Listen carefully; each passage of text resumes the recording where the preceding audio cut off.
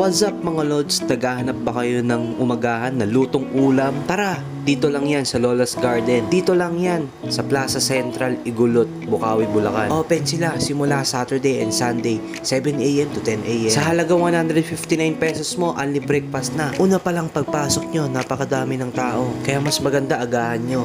Shoutout nga pala sa Usagi Bag. Flex ko lang din yung belt bag ko na Usagi Hanzo. Available yan sa Shopee and TikTok Shop. Ito ang mga pwede nyo kainin: pandesal, gatas ng kalabaw, saging na saba, fried rice, kinilaw o puso ng saging, dilis. Mukha lang konti sa video pero nire-refillan nila yan. Tuyo, hotdog, kangkong, talong, okra at sausawan. Longganisa ng matamis at tapa. Apakasarap. At samahan mo pa ng homemade longganisa at puto pandan. Naggutom na ako, tara kain na.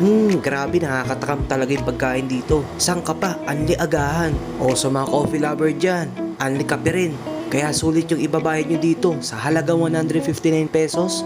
Anli agahan na. Kaya sa mga may hilig dyan mag-breakfast ride, tara dito, dayuhin nyo na. Dito lang yan sa Lola's Garden sa Igulot, Bukawi, Bulacan. Open sila tuwing Saturday and Sunday, 7 a.m. to 10 a.m.